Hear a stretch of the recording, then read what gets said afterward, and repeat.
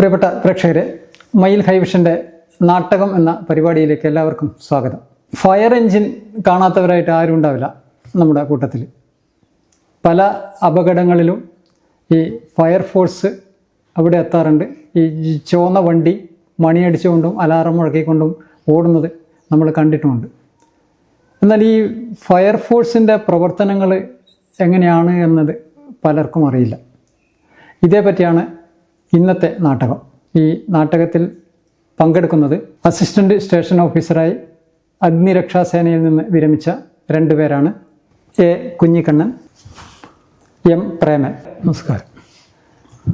ഞാനിപ്പോൾ തുടക്കത്തിൽ ഫയർഫോഴ്സ് എന്ന് പറഞ്ഞു, പക്ഷെ ഇപ്പോഴതിൻ്റെ പേര് ഫയർഫോഴ്സ് എന്നല്ല, അല്ലേ? അതെ. Fire and rescue service. Fire and rescue service നമ്മൾ മലയാളത്തിൽ പറയുമ്പോൾ അഗ്നിരക്ഷാസേന എന്ന് പറയും, അല്ലേ? അഗ്നിസുരക്ഷാസേന. അപ്പോൾ അതിൽ നിന്ന് തന്നെ നമുക്ക് തുടങ്ങാം. ഈ ഫയർഫോഴ്സ് എന്നതിൽ നിന്ന് അഗ്നിസുരക്ഷാസേന എന്ന് പറയുമ്പോൾ അതിൻ്റെ പ്രവർത്തനങ്ങൾ കുറച്ചും കൂടി വിപുലമായത് കൊണ്ടായിരിക്കില്ലേ? പണ്ടൊക്കെ തീ എന്ന് പറയുമ്പോഴാണ് നമുക്ക് ഈ ഫയർഫോഴ്സിൻ്റെ ഓർമ്മ വരിക. തീ കെടുത്തുക എന്നുള്ളതാണല്ലോ നമ്മൾ മനസ്സിലുള്ളത്. അപ്പോൾ അതല്ലാതെ ഇതിൻ്റെ ഈ പ്രവർത്തനങ്ങൾ കുറേ കൂടി വിപുലമായിട്ടുണ്ടല്ലോ. എന്തൊക്കെ രക്ഷാപ്രവർത്തനങ്ങളൊക്കെയാണ് ഇതിൽ നടത്തുന്നത്? അതിനിടെ എത്ര വർഷം ഇതിൽ ഉണ്ടായിരുന്നു? 26 വർഷത്തെ സർവീസുള്ള അവരാണ്. അപ്പോൾ നമുക്ക് ഇതിൻ്റെ A to Z കാര്യങ്ങൾ അറിയാം. എന്തൊക്കെ രക്ഷാപ്രവർത്തനങ്ങളാണ് ഇപ്പോൾ ഈ അഗ്നിരക്ഷാസേന നടത്തുന്നത്? ഇപ്പോൾ ഈ ഫയർഫോഴ്സിൽ നിന്നും ഫയർ ആൻഡ് റെസ്ക്യൂ സർവീസിലേക്കുള്ള മാറ്റം ആദ്യം പറയാം. കേരള സംസ്ഥാനം രൂപീകൃതമായതിനു ശേഷം 1962 ഫയർഫോഴ്സ് ആക്ട് നിലവിൽ വരുന്നത്. അതുവരെ ഈ സേന കേരള പോലീസിൻ്റെ കൂടി അറ്റാച്ച് ചെയ്തിട്ടുണ്ട്. അപ്പോൾ 63 മുതൽ സ്വതന്ത്രമായിട്ട് ആഭ്യന്തര വകുപ്പിന് കീഴിൽ ഒരു ഡിപ്പാർട്ട്മെൻ്റായിട്ട് പ്രവർത്തിക്കുന്നത്. അതുവരെ ഫയർഫോഴ്സ് തന്നെ. അതിനുശേഷം 2002 ഫയർ ആൻഡ് റെസ്ക്യൂ സർവീസസ് എന്നുള്ള നാമകരണത്തിലേക്ക് വരികയും നമ്മുടെ ഈ സർവീസിൻ്റെ പ്രവർത്തനം കുറച്ചുകൂടി വിപുലമാക്കുന്ന രീതിയിലേക്ക് വരുന്നത്. അതിനു മുന്നേ ഈ ഫയർഫോഴ്സ് എന്നുള്ള നിലയിൽ അഗ്നിശമനം മാത്രമല്ല, ആ സമയത്തും മറ്റ് രക്ഷാപ്രവർത്തനങ്ങളൊക്കെ നടത്തുന്നുണ്ട്. ഈ ഫയർ ആൻഡ് റെസ്ക്യൂ സർവീസ് ആയതിനു ശേഷം കുറച്ചും കൂടി വിപുലമായ രീതിയിലേക്ക് കാര്യങ്ങൾ മാറി എന്നുള്ളതാണ്. ഇപ്പൊ ഇത് പേരിൽ മാറ്റം വന്നത് പറഞ്ഞല്ലോ. എന്തൊക്കെ പ്രവർത്തനങ്ങളാണ് നടത്തുന്നത്? ഇപ്പൊ നമ്മൾ കാര്യമായി അറിയുന്നത് വെള്ളത്തിൽ വീണവരെ രക്ഷിക്കുന്നുണ്ട്, തീ കെടുത്തുന്നുണ്ട്, ഈ മരങ്ങളൊക്കെ മഴക്കാലത്ത് വീണാൽ അത് മുറിച്ചു മാറ്റി ഗതാഗത തടസ്സം നീക്കുന്നുണ്ട്. ഇതൊന്നും അല്ലാത്ത മറ്റ് പല പ്രവർത്തനങ്ങളൊക്കെ ചെയ്യുന്നുണ്ടല്ലോ. അതെ, ഇത് പറഞ്ഞതുപോലെ തന്നെ ഇപ്പം ഫയർഫോഴ്സിൻ്റെ രൂപീകരണ നാൾ മുതൽ പിന്നെ ഈ കാലഘട്ടം മുഴുവനായിട്ട് ഈ അഗ്നിശമനം കൂടാതെ തന്നെ രക്ഷാപ്രവർത്തനവും കാര്യക്ഷമതയോടുകൂടി നടത്തുന്നുണ്ട്. ഈ 2002 ശേഷം മാത്രമാണ് ഫയർ ആൻഡ് റെസ്ക്യൂ സർവീസ് എന്നുള്ള ഒരു പേര് മാറ്റം ഉണ്ടായിട്ടുള്ളത്. അപ്പോൾ ഈ കാലഘട്ടത്തിൽ എന്ന് പറയുന്നത് ഓരോ ഘട്ടങ്ങളിലും ഇതിൻ്റെ ഈ അപകടങ്ങളുടെ വ്യാപ്തി കൂടിക്കൂടി വരികയാണ്. ഒരുപാട് പ്രകൃതി ദുരന്തങ്ങൾ ഒരുപാട് സംഭവിച്ചു കൊണ്ടിരിക്കുന്നു. അത് പ്രളയത്തിൻ്റെ രൂപത്തിൽ മണ്ണിടിച്ചിൽ, അതുപോലെ ഭൂകമ്പം, പിന്നെ ഉരുൾപൊട്ടൽ, ഇങ്ങനെയുള്ള എല്ലാ മേഖലകളിലും ഫയർ സർവീസിൻ്റെ സേവനം ലഭ്യമാണ്. അതുപോലെ തന്നെ റോഡ് അപകടങ്ങൾ, ഈ റെയിൽ അപകടങ്ങൾ, മറ്റു തരത്തിലുള്ള വ്യോമയാനങ്ങളിൽ സംഭവിക്കുന്ന അപകടങ്ങൾ, ജലാശയങ്ങളിൽ ഉണ്ടാകുന്ന അപകടങ്ങളിൽ എല്ലാത്തിലും തന്നെ ഇത് ഫയർ സർവീസിൻ്റെ സേവനം ലഭ്യമാണ്. അതിൻ്റെ കാര്യക്ഷമത ഓരോ ഘട്ടങ്ങളിലും ഇങ്ങനെ വർദ്ധിച്ചു വരികയാണ്. അപ്പോൾ ആ രീതിയിലുള്ള രക്ഷാപ്രവർത്തനം. അതുപോലെ തന്നെ ഇപ്പം ഈ വളരെ ചെറിയ നിസ്സാരമായിട്ടുള്ള പിന്നെ ഈ മോതിരം ഇങ്ങനെ കയ്യിൽ കുടുങ്ങുക, അങ്ങനെയുള്ള കാര്യങ്ങൾ, ഇങ്ങനെയുള്ള ഏത് തരത്തിലുള്ള രക്ഷാപ്രവർത്തനങ്ങളും ഇപ്പം ആദ്യം തന്നെ ഈ സാധാരണ നമ്മുടെ ജനങ്ങൾ ബന്ധപ്പെടുന്നത് 101 ഫയർ സർവീസുമായിട്ട് ബന്ധപ്പെട്ടിട്ടുള്ള കാര്യമാണ്. ആ പറഞ്ഞ കൂട്ടത്തിൽ ഈ മോതിരം കയ്യിൽ കുടുങ്ങിയാൽ മുറിക്കുന്ന, പിന്നെ പത്രങ്ങളിൽ കാണുന്ന ഈ ആശുപത്രികളിൽ കാലിന് കമ്പിയൊക്കെ കയറിയത്, നിങ്ങൾ ആശുപത്രികളിൽ അഡ്മിറ്റ് ചെയ്തവരെ ഫയർഫോഴ്സ് പോയി അത് കട്ട് ചെയ്ത് എടുത്തു എന്നൊക്കെ വരാറുണ്ട്. അങ്ങനെയുള്ള എന്തെങ്കിലും പങ്കെടുത്തിട്ടുണ്ടോ ഈ ആശുപത്രികളിലൊക്കെ പോയിട്ടുള്ള? തീർച്ചയായിട്ടും. കണ്ണൂരിനെ സംബന്ധിച്ച് ഞാൻ കണ്ണൂർ ഫയർ സ്റ്റേഷനിൽ ജോലി ചെയ്ത ആളാണ് കൂടുതൽ കാലം. അപ്പോൾ ജില്ലാ ആശുപത്രിയുമായിട്ട് ബന്ധപ്പെട്ടിട്ട് അവിടെ വരുന്ന രോഗികൾ, കാരണം കയ്യിൽ സ്റ്റീലിൻ്റെ വള, അതുപോലെ തന്നെ സ്റ്റീൽ മോതിരങ്ങൾ, ഇവരൊക്കെ കൈക്ക് എന്തെങ്കിലും പരിക്കുമായി വരുമ്പോൾ പെട്ടെന്ന് തന്നെ നീര് വന്ന് വീർക്കുന്ന അവസ്ഥ വരും. പിന്നീട് ഇതവിടെ ടൈറ്റായി പോവും. അല്ലെങ്കിൽ എന്തെങ്കിലും സർജറി ഉണ്ടെങ്കിൽ അതിനു മുന്നേ ഇത് ഊരി മാറ്റേണ്ടി വരും. നമ്മൾ അവിടത്തേക്ക് ആശുപത്രിയിൽ തന്നെ പോയിട്ട് മുറിച്ചു മാറ്റിയ കുറേ സംഭവങ്ങൾ ഒന്നും ഇവർക്കൊന്നും പറ്റാത്ത അതിനുള്ള പിന്നെ ഉപകരണങ്ങൾ ഇന്ന് എല്ലാ ഫയർ സ്റ്റേഷനുകളിലും ലഭ്യമാണ്. വളരെ ചെറിയ രീതിയിൽ മൈന്യൂട്ടായിട്ടുള്ള കാര്യങ്ങൾ പോലും ചെയ്യാനുള്ളത്. ഈ ഫയർ എന്ന് പറയുമ്പോൾ നമ്മളെ മനസ്സിൽ വരുന്ന, ഞാൻ ഇൻട്രൊഡക്ഷനിൽ പറഞ്ഞല്ലോ, ഒരു ചുവന്ന വണ്ടി മണി അടിച്ചുകൊണ്ട് ഇങ്ങനെ പോകുന്നതാണ്. നമ്മൾ ഈ കാണുന്ന ഫയർ എഞ്ചിനൊക്കെ ഏതാണ്ട് ഒരേ രൂപം തന്നെയാണ് ഇതിലൊക്കെ പോകുന്നത്. അപ്പോൾ ഈ ഫയർ അപകടങ്ങൾ പലതും ഉണ്ടല്ലോ. വെള്ളത്തിൽ വീണ അപകടം, തീ കെടുത്തുന്ന അപകടം, തീ തന്നെ വെള്ളം ഒഴിച്ച് കെടുത്താൻ പറ്റാത്ത തീ ഉണ്ടാവും. പിന്നെ ഓയിൽ റോഡിൽ മറിഞ്ഞാലൊക്കെ ഫയർ സർവീസ് വരുന്നുണ്ടെന്നാണ്. അപ്പോൾ ഈ വണ്ടി കാണുന്നതെല്ലാം ഒരേ വണ്ടി. അപ്പോൾ ഈ വണ്ടിയെല്ലാം ഒരേപോലെയാണോ, അല്ല അതിലെന്തെങ്കിലും മാറ്റങ്ങൾ? വാഹനങ്ങളിൽ മാറ്റമുണ്ട്. നമ്മുടെ ഫയർ എഞ്ചിൻ ഈ പറഞ്ഞ ചുവന്ന കളറാണെങ്കിലും ഓരോ ആവശ്യങ്ങൾക്കും അതിൻ്റേതായിട്ടുള്ള രീതിയിൽ ക്രമീകരിച്ചിട്ടുള്ള വാഹനങ്ങൾ നമ്മുടെ ജില്ലാ ആസ്ഥാനങ്ങളിൽ മിക്ക വാഹനങ്ങളും ഉണ്ട്. എന്നാൽ സാധാരണ മറ്റു തരത്തിലുള്ള പ്രാദേശികമായിട്ടുള്ള ചില നമ്മുടെ യൂണിറ്റുകൾ, ചെറിയ ചെറിയ യൂണിറ്റുകളാണെങ്കിൽ അവിടെ എല്ലാ വാഹനങ്ങളും ഇല്ലെങ്കിലും ഈ പറയുന്ന ഈ വാട്ടർ ടെൻഡർ എന്ന് പറയുന്ന വെള്ളം നിറച്ച് അഗ്നിശമനത്തിന് പോകുന്ന വാഹനത്തിൻ്റെ തന്നെ ക്യാബിനുകളിലും മറ്റുള്ള എല്ലാ സൗകര്യങ്ങളും അതിൽ ഉണ്ട്. ആ ഒരു വണ്ടിയിൽ തന്നെ മറ്റുള്ള എല്ലാ കാര്യങ്ങളും ഉണ്ട്. അതിൽ തന്നെ മേലെ ലാഡർ ഉണ്ട്. അതുപോലെ തന്നെ ക്യാബിനിൽ ഈ പറഞ്ഞിട്ടുള്ള എല്ലാ ഇത് ചെയിൻസോ തുടങ്ങിയിട്ടുള്ള, അതായത് മുറിക്കുന്നതിനും സ്പ്രെഡ് ചെയ്യുന്നതിനും അങ്ങനെയുള്ള പവർ യൂണിറ്റുകളൊക്കെ ഈ പറയുന്ന വാഹനങ്ങളിലുണ്ട്. പിന്നെ ഇതിനായിട്ട് സജ്ജീകരിച്ചിട്ടുള്ള വാഹനങ്ങൾ ഈ എമർജൻസി ടെൻഡർ എന്ന് പറഞ്ഞിട്ട് ET എന്ന് പറയുന്ന എമർജൻസി ടെൻഡറിൽ ഈ തരത്തിലുള്ള എല്ലാ സജ്ജീകരണങ്ങളും ഹൈഡ്രോളിക് ആയിട്ട് വർക്ക് ചെയ്യുന്ന സ്പ്രെഡർ, കട്ടർ, ഹൈഡ്രോളിക് ജാക്കി, ഇങ്ങനെയുള്ള എല്ലാ സാധനങ്ങളും ഒരു ആക്സിഡന്റ് സംഭവിച്ചു കഴിഞ്ഞാൽ, അതുപോലെ തന്നെ ഈ നമ്മൾ പല അവസരത്തിലും വാഹനങ്ങളുടെ ആക്സിഡന്റ് സംഭവിക്കുന്ന അവസരത്തിൽ കമ്പികളൊക്കെ തുളച്ചു കയറിയിട്ട് ആളുകൾ ഇങ്ങനെ ഉണ്ടാകുന്ന അവസ്ഥയുണ്ടായിട്ടുണ്ട്. അപ്പോൾ അങ്ങനെയാണെങ്കിൽ അത് അവിടെ നിന്ന് തന്നെ നമുക്ക് ഈ കട്ടർ ഉപയോഗിച്ചുകൊണ്ട് കട്ട് ചെയ്തെടുത്തിട്ട് അത് അങ്ങനെ നമുക്കങ്ങനെ വലിച്ചെടുക്കാൻ പറ്റില്ല. ചില സ്ഥലങ്ങളിൽ ഇത് തറച്ചു കയറി കഴിഞ്ഞാൽ വലിച്ചു കഴിഞ്ഞാൽ ബ്ലീഡിങ് ഉണ്ടായിട്ട് ആളുടെ അവസ്ഥ വളരെ ദയനീയമാകും. അപ്പോൾ അങ്ങനെയുള്ള അവസരത്തിൽ നമ്മൾ ഇത് കട്ട് ചെയ്തിട്ട് ഡോക്ടറെ അടുത്ത് കൊണ്ടുപോകുന്നു. അതുപോലെ തന്നെ ഇവിടെ ഈ തരത്തിൽ അവിടെ ഹോസ്പിറ്റലിൽ എത്തിച്ചാൽ ഡോക്ടർ അല്ലെങ്കിൽ ഹോസ്പിറ്റലിൽ നിന്ന് വിവരം കിട്ടിയതിൻ്റെ അടിസ്ഥാനത്തിൽ നമ്മൾ ഇവിടെ ഹോസ്പിറ്റലിൽ ചെല്ലുകയും അത് കട്ട് ചെയ്തിട്ട് ആവശ്യമായിട്ടുള്ള രീതിയിലുള്ള രക്ഷാപ്രവർത്തനം നടത്തുകയും ചെയ്യാറുണ്ട്.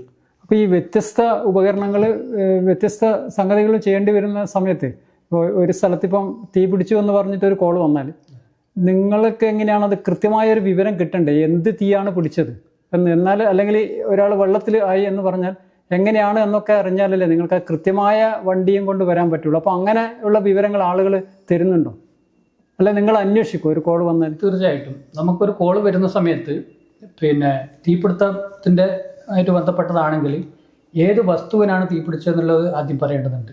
കാരണം ഈ തീയെ തന്നെ നമ്മൾ പല കാറ്റഗറിയായി തിരിച്ചിട്ടുണ്ട്. അതായത് ഏത് വസ്തുവിലാണ് തീ പിടിച്ചതെന്നുള്ളതിൻ്റെ അടിസ്ഥാനത്തിൽ എല്ലാം ഒരേപോലെ കെടുക്കാൻ പറ്റില്ല. എല്ലാം ഒരേപോലെ കെടുക്കാൻ പറ്റില്ല. ഖരവസ്തുക്കളിലുള്ളതുണ്ട്, ദ്രാവക ഇന്ധനങ്ങളിലുണ്ട്. പൊതുവെ വെള്ളമാണ് ഉപയോഗിക്കുന്നുണ്ടെങ്കിലും എല്ലാ സ്ഥലത്തും നമുക്ക് ഈ വെള്ളം പ്രയോഗിക്കാൻ പറ്റില്ല. അതുകൊണ്ട് കൃത്യമായിട്ടുള്ള വിവരം നമ്മൾ ആദ്യം ഈ കോൾ ചെയ്യുന്നവരോട് ചോദിക്കാറുണ്ട്. അപ്പോൾ അതിനനുസരിച്ച് അവർ തരുന്ന വിവരത്തിൻ്റെ അടിസ്ഥാനത്തിലാണ് നമ്മൾ ഏത് വാഹനം കൊണ്ടുപോകണം, എത്രമാത്രം അവിടെ തീയുടെ ഗൗരവം ഉണ്ട് എന്നുള്ളതൊക്കെ അതിൽ നിന്ന് മനസ്സിലാക്കുന്നത്.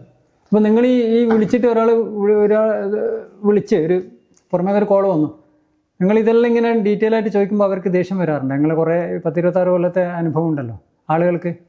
ഇതെന്തിനും ഇങ്ങനെയെല്ലാം ചോദിക്കുന്നത്? തീ പിടിച്ചോ എന്ന് പറഞ്ഞാൽ ഇങ്ങ് വരുമല്ലോ വേണ്ടത്, ഇത്രയും ചോദിച്ച സമയം കളയണമെന്നൊക്കെ ചിന്തിക്കുന്നവരുണ്ടാവുമല്ലോ. അങ്ങനെയല്ല ചോദിക്കുക. കാരണം മിക്കവാറും ഒരു അപകട സ്ഥലത്ത് ഉള്ള ആളുകൾ വളരെ പാനിക്കായിരിക്കും. അതെ. അപ്പോൾ അവർക്ക് കൃത്യമായി ചില സമയത്ത് ഈ നമ്മൾ ചോദിക്കുന്ന വിവരങ്ങൾ പോലും തരാനുള്ള മനസാന്നിധ്യം ഉണ്ടാവില്ല. ചിലപ്പോൾ അവിടെ ഉള്ളവരായിരിക്കില്ല വിളിക്കുന്നത്, വിവരം കിട്ടി വിളിക്കുന്നവരുണ്ട്.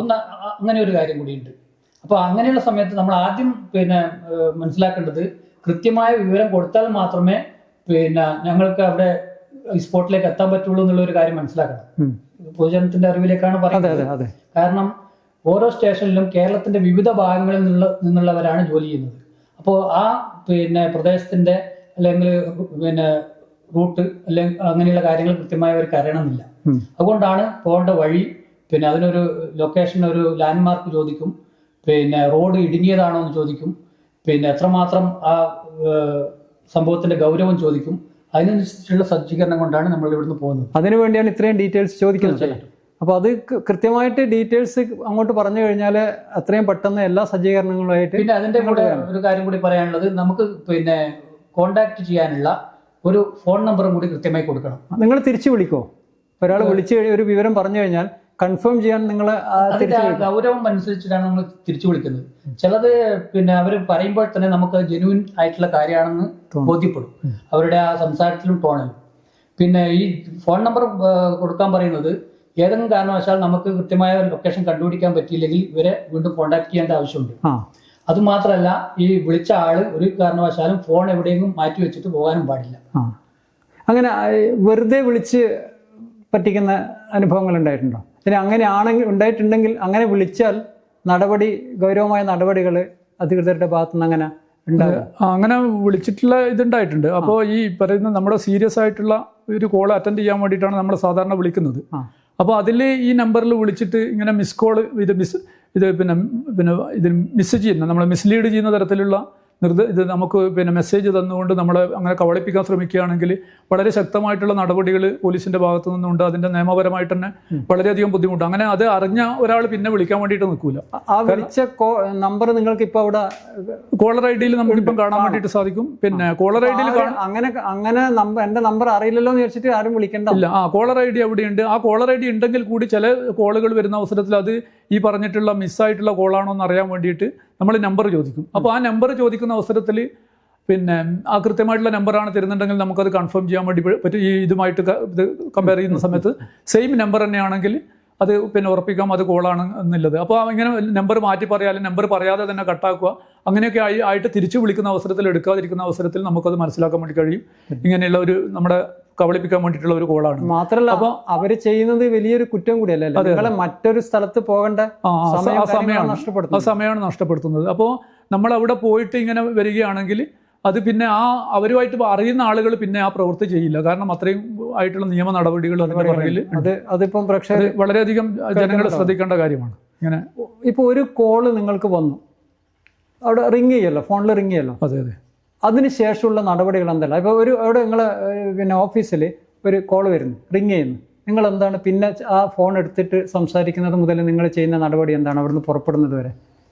നമുക്ക് കോള് വരുമ്പോഴേ ആ ഫോണിൽ അറ്റൻഡ് ചെയ്യാൻ വേണ്ടി 24 മണിക്കൂറും ഒരാൾ ഫോൺ ചാർജുള്ള ഒരാൾ അവിടെ ഉണ്ടായിരിക്കും. ഫോൺ അറ്റൻഡ് ചെയ്യാനായിട്ട് മാത്രം. അപ്പോൾ ഫോൺ വന്നു, കോളാണെങ്കിൽ കോള് സ്ഥിരീകരിച്ചു. കോള് സ്ഥിരീകരിച്ചതിന് ശേഷം നമ്മൾ ആദ്യമായി ചെയ്യുന്നത് ഫയർ ബെൽ ഇടുകയാണ്. ഫയർ ബെൽ ജീവനക്കാരെ അവരെ സ്ഥലത്തും സ്റ്റേഷനിൽ തന്നെ പല ഭാഗത്തായിട്ട് ഒന്നിച്ച് എത്താൻ വേണ്ടി ഇത് കോളാണെന്ന് മനസ്സിലാകാൻ വേണ്ടി. അപ്പോൾ ഏത് വണ്ടിയാ പോകുന്നുള്ള ആ ചാർജ് ഉള്ള ഉദ്യോഗസ്ഥൻ പറയും. അപ്പൊ അതിനനുസരിച്ച് ആ വണ്ടിയിലേക്ക് പിന്നെ അവരവർക്ക് നൽകിയിട്ടുള്ള പേഴ്സണൽ എക്യുപ്മെന്റ് അതുമായിട്ട് കയറും. അപ്പോൾ ഇന്ന വണ്ടിയാന്ന് പറയുമ്പോൾ തന്നെ ആളുകൾക്ക് മനസ്സിലാവും ഏത് ഫയറിനുള്ളതാണോ അല്ലെങ്കിൽ മറ്റ് ഇൻസിഡന്റിനുള്ള വാഹനമാണോ. ഇതൊക്കെ നിമിഷം കൊണ്ട് തീരും അല്ലേ? നിമിഷം കൊണ്ട് തീരും. അതായത് ഒരു കോൾ വന്നു കഴിഞ്ഞാൽ കൃത്യമായിട്ട് പറഞ്ഞു കഴിഞ്ഞാൽ 2 മിനിറ്റ് സമയത്തിനുള്ളിൽ നമ്മൾ വാഹനം പുറത്തേക്ക്, അതായത് കോമ്പൗണ്ടിന് പുറത്തേക്ക് വെളിയിലേക്ക് എത്തി. അങ്ങനെ കണക്കുണ്ടല്ലോ. പിന്നീടുള്ള ഒരു കണക്കെന്ന് വെച്ചാൽ നമുക്ക് റണ്ണിങ് ടൈം 1 കിലോമീറ്ററിന് 1 മിനിറ്റാണ് പറഞ്ഞിരിക്കുന്നത്. അപ്പോൾ ചിലപ്പോൾ ഇതിൽ മാറ്റം വന്നേക്കാം, റോഡിലുള്ള മറ്റു വാഹനങ്ങളുടെ തിരക്കുകൾ, കാര്യങ്ങൾ. പിന്നെ സൗകര്യം ഫ്രീ ആയിട്ടുള്ള റോഡാണെങ്കിൽ ഇതിലും വേഗത്തിൽ നമുക്ക് ചെല്ലാൻ പറ്റും. ഒരു കാരണവശാലും ബോധപൂർവം ഒരു വൈകുന്ന ഒരു അവസ്ഥ ഉണ്ടാവില്ല. ഈ നമ്മൾ പണ്ട് കാണുന്നത് മുതലേ ഇതിങ്ങനെ ഒരു മണിയടിച്ചുകൊണ്ടാണല്ലോ പോകുന്നത്, വളരെ പണ്ട് മുതലേ. ഇപ്പോഴും ഈ മണിയടി ഉണ്ട്. ഈ ഫയർ എഞ്ചിനിലെ ഈ മണി അടിക്കുന്നത് എങ്ങനെ ആള് ചെയ്യുന്നതാണോ? സംശയം ഉണ്ടാവുമല്ലോ ആളുകൾക്ക്. അതെ അതെ. പിന്നെ പഴയ കാലത്ത് ഇങ്ങനെ മണി അടിക്കുന്നതാണ്. അത് മണി എന്ന് പറയുന്നത് നമ്മുടെ ഉള്ളിൽ നിന്ന് ക്യാബിനിൽ ഇരിക്കുന്ന ആൾക്കാർക്ക് തന്നെ ഇത് റിങ് ചെയ്യാൻ വേണ്ടിയിട്ട് സാധിക്കും. പിന്നെ ഇങ്ങനെ ഒരു ഇത് വെച്ചിട്ട് ഒരു റോപ്പ് വെച്ചിട്ട് ഇങ്ങനെ അടിക്കുന്നത്. അപ്പൊ ഇപ്പം അതല്ല, ഇപ്പം അലാറമാണ്, സൈറനാണ്. അപ്പൊ ആ സൈറൻ അടിച്ചുകൊണ്ടാണ് പോകുന്നത്. ഇപ്പൊ ഈ സൈറൻ അടിച്ചു പോകുന്ന അവസരത്തിൽ നമുക്ക് മനസ്സിലാക്കുന്ന കാര്യം എന്താണെന്ന് വിചാരിച്ചാൽ എവിടെയോ ഒരു കാര്യമായിട്ടുള്ള അപകടം സംഭവിച്ചിട്ടുണ്ടെന്ന് ജനങ്ങൾക്ക് ബോധ്യപ്പെടുത്തുകയാണ് ഒരു കാര്യം. പിന്നെ ബാക്കിയുള്ള ആളുകളൊക്കെ ഈ വാഹനം പോകുന്നതിന്, രക്ഷാപ്രവർത്തനത്തിന് പോകുന്ന ഈ വാഹനത്തിന് സൗകര്യം ഒരുക്കി കൊടുക്കുന്നതിന് അവരൊക്കെ മാറി നിന്നുകൊണ്ട് റോഡിലും മറ്റ് ഗതാഗത സൗകര്യവും ഉണ്ടാക്കുക. അതുപോലെ തന്നെ ഈ ഇൻസിഡന്റ് നടന്ന സ്ഥലത്തേക്ക് അവരെ കൊണ്ട് എന്തെങ്കിലും അവിടെ എത്തിപ്പെട്ടുകൊണ്ട് അവർക്ക് എന്തെങ്കിലും ഉപകാരം ചെയ്യാൻ പറ്റുന്ന അങ്ങനെ.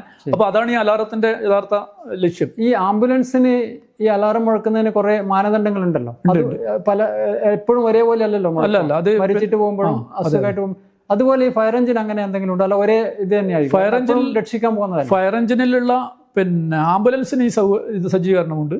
ബാക്കിയുള്ള ഫയർ എഞ്ചിനൊക്കെ ഒറ്റ ഒരു സൈറണാണ്. ഓരോ വാഹനത്തിനും ഓരോ തരത്തിലുള്ള ഒരു ഡിസൈനിങ് ആണ്. അപ്പോൾ അതിൽ വലിയ മാറ്റമില്ല. അതിൽ വരുന്നത് എന്താ വെച്ചാൽ ഞങ്ങൾ ഒരു സ്പോട്ടിലേക്ക് പോകുമ്പോൾ മാത്രമേ ഈ സൈറൺ ഉപയോഗിക്കും. തിരിച്ചു വരുമ്പോൾ അത് ഉപയോഗിക്കാൻ ഉപയോഗിക്കില്ല. അതിന്റെ നിങ്ങളെ ഈ വണ്ടിയിൽ എത്ര പേരുണ്ട്? ഒരു ഫയർ എഞ്ചിൻ ഈ പറഞ്ഞതുപോലെ ഫയർ അലാറം മുഴക്കി ആളുകൾ കയറി 2 മിനിറ്റ് കൊണ്ട് 2 മിനിറ്റ് കൊണ്ട് വിട്ടു. അപ്പോൾ ആ ഒരു വണ്ടിയിൽ എത്ര പേരാണ് ഉണ്ടാവുക? ഒരു വണ്ടിയിൽ സ്വാഭാവികമായിട്ടും ഒരു ഓഫീസർ, സ്റ്റേഷൻ ഓഫീസർ ആകാം, അല്ലെങ്കിൽ അദ്ദേഹത്തിന്റെ അഭാവത്തിൽ അസിസ്റ്റന്റ് സ്റ്റേഷൻ ഓഫീസർ, അദ്ദേഹം ആണ് അതിന്റെ ചുമതല വഹിക്കുന്ന ഓഫീസർ. രണ്ടാമത് വരുന്നത് senior fire and rescue officer എന്ന് പറഞ്ഞിട്ട് ആ തസ്തിയിലുള്ള ഒരാളുണ്ട്. പിന്നീട് ഫയർ ആൻഡ് റെസ്ക്യൂ ഓഫീസർ ആയിട്ട് 3 പേരുണ്ടാവും. 3 2 5 പേരെ 5ആയി. പിന്നെ ഈ വാഹനം ഓടിക്കുന്ന fire and rescue officer, driver എന്ന് പറഞ്ഞിട്ടുള്ള ഈ 6 പേരാണ് ഒരു വാഹനത്തിൽ സാധാരണ രീതിയിൽ ഉണ്ടാകുന്നത്.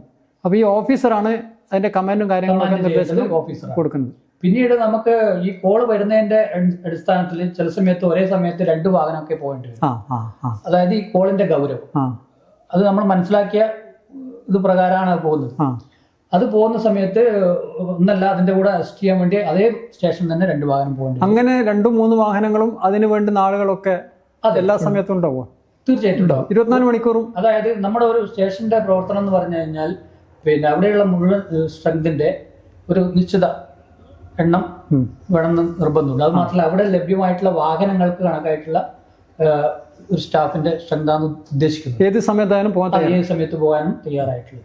പിന്നീട് അത് കഴിഞ്ഞിട്ട് നമ്മളിപ്പോൾ സ്പോട്ടിലെത്തി, അവിടെ എത്തിയതിനു ശേഷം നമ്മൾ ഇതിന്റെ ഗൗരവം കുറച്ചുകൂടി കൂടുതലാണെങ്കിൽ ആ സമയത്ത് തന്നെ ഈ ഓഫീസർ ചുമതലയുള്ള ആള് അത് മനസ്സിലാക്കിക്കൊണ്ട് അടുത്ത, അതായത് ആ സ്റ്റേഷനിൽ സൗകര്യമില്ലെങ്കിൽ അടുത്ത സ്റ്റേഷനിൽ നിന്ന് അസിസ്റ്റന്റ് ആയിട്ടുള്ള പിന്നെ കാര്യങ്ങൾ അവിടെ നിന്നും കൂടി ഹെൽപ്പിന് വേണ്ടിയിട്ട് വിളിക്കും അല്ലേ? അങ്ങനെയാണ് ഒരു സ്ഥലത്ത് കുറെ ഓഫീസിൽ നിന്ന് വാഹനങ്ങൾ എത്തിയെന്ന് പറയുന്നത്. ഈ ഫയർ എഞ്ചിന്റെ കൂടെ തന്നെ ചിലപ്പോൾ ജീപ്പോ അല്ലെങ്കിൽ മുൻപാണെങ്കിൽ ജീപ്പ്, ഇപ്പോൾ അതുപോലെ ആംബുലൻസ്, ഈ ഫയർ സർവീസിന് ആംബുലൻസ് ഒക്കെ പോകുന്ന കാണാമല്ലോ. അത് എല്ലായ്പ്പോഴും അങ്ങനെ ഇൻസിഡന്റ് കോൾ ആണെങ്കിൽ, ആക്സിഡന്റ് സംഭവിച്ചതാണെങ്കിൽ ഈ ഫസ്റ്റ് വണ്ടി നമ്മൾ ഏതാണോ മെയിനായിട്ട് അതിന് പോകുന്ന എമർജൻസി ടെൻഡർ, അതിന്റെ കൂടെ തന്നെ ആക്സിഡന്റ് സംഭവിച്ചവരെ ഹോസ്പിറ്റലൈസ് ചെയ്യുന്നതിന് വേണ്ടി, ഹോസ്പിറ്റലിൽ എത്തിക്കുന്നതിന് വേണ്ടിയിട്ട് ആംബുലൻസും അതിന്റെ കൂടെ തന്നെ പോകും. അതുപോലെ തന്നെ പിന്നെ ഈ പറയുന്ന നേരത്തെ പറഞ്ഞതിൻ്റെ തീയുടെ വ്യാപ്തിക്കനുസരിച്ചിട്ട് നമ്മുടെ 1-2 വണ്ടികൾ വിടും. ചില സ്റ്റേഷനുകളിൽ 14,000 ലിറ്റർ വരെ കൊള്ളുന്ന വാട്ടർ ലോറികളുണ്ട്. അപ്പോൾ അതും ഈ പിന്നെ അസിസ്റ്റന്റ് ആയിട്ട് അത് വരും.